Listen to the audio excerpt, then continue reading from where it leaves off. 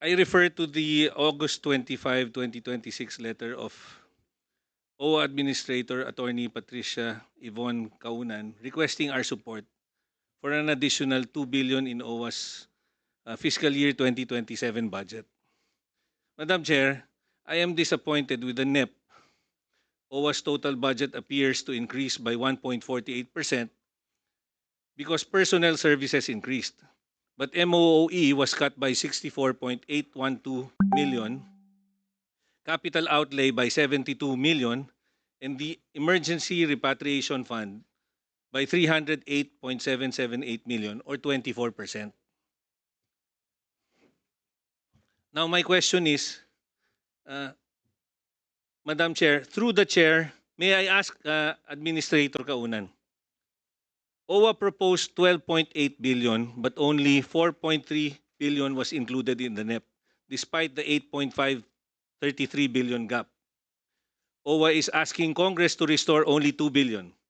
Is this already the irreducible amount minimum for statutory, life and safety and implementation ready requirements? Madam Chair, with the permission of our Secretary. Alam niyo po, syempre po, para sa OFWs, dapat itodo, Madam Chair, Kong. Lalong-lalo na po yung nasabi na po ni Sec Hans. Ito pong krisis pa iba-iba. Meron po isang bansa lang, meron dalawang bansa. Sa Middle East crisis, 7 bansa, Madam Chair.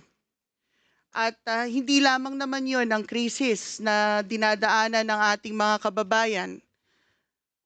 Marami din po tayong tinutulungan na medical repatriation at iba't ibang klase pong emergencies, no, as defined.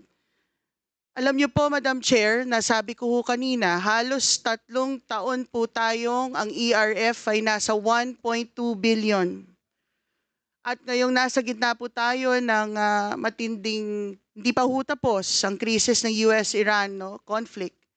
Yung 900 million ho, Madam Chair, hindi sapat. Ang hinihingi po namin, of course, at the very minimum po, i-restore yung 1.2. Ngunit, siguro naman ho bilang administrator, mandato ko rin ho talagang i-advocate. Currently po, ang nagastos na ho natin ay 1.7 billion.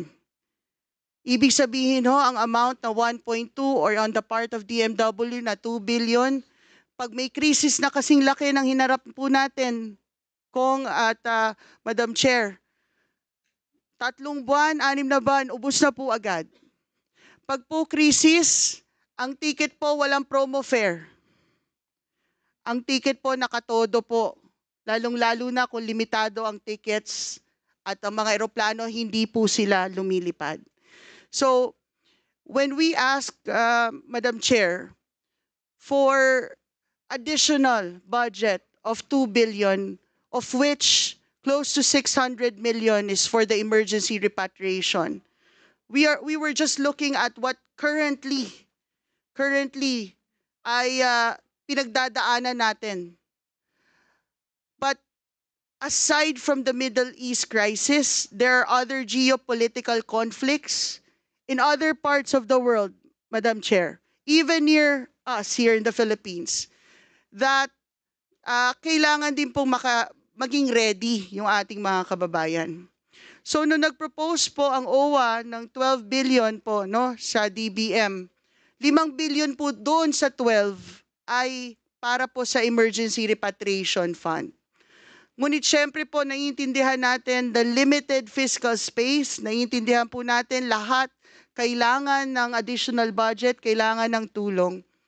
Ngunit sa gitna ng pinagdadaanan natin ngayon na hindi pa tapos na krisis, Madam Chair, ay hindi naman ho yata namin kakayanin na mas mababa pa po ang budget kesa noon na walang ganitong klaseng kaguluhan.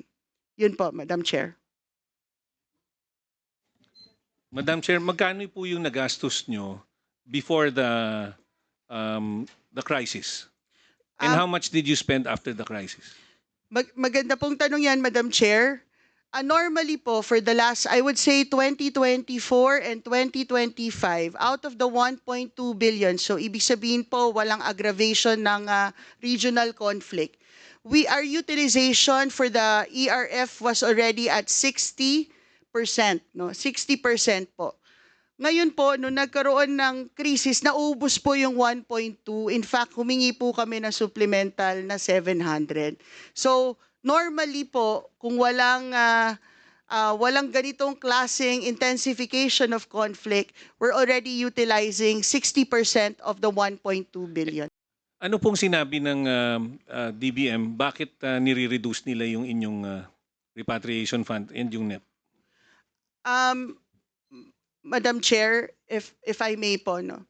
I believe that they're looking at utilization rate and the utilization rate of 2025. However, the conflict arose starting Feb 28 of this year, and it's still ongoing. And this is, I would say, outside the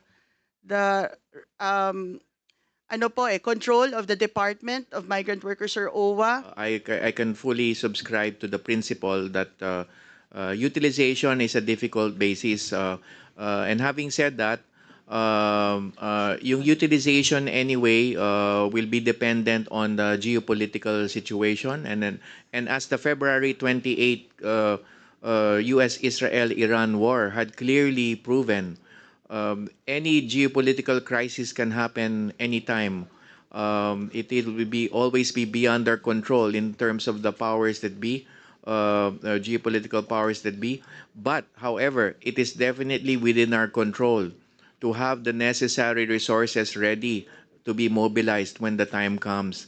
And the President has clearly given us clear instructions to have the necessary resources. Ito pong pagbigay sa amin ng Pangulo ng 3 billion peso supplemental fund is a very, very clear statement from no less than the President himself na napakalaga ng resources. Kaya for our part, Mr. Congressman, if I may speak also for the DMW, ang gusto rin naman na ho naming level sa action fund namin is 3 billion as set by the President himself. Kasi 2 billion lang ho kami sa NEP. And then there are items din po to round up the 2 billion figure from the DMW side that had already also been justified in our letter to the Speaker. So the short answer is tama po kayo, Mr. Congressman. When it comes to crisis responses, precisely, there is no crystal ball that will tell us when a crisis will occur, and so we must be sure that there are resources always ready 100% of the time.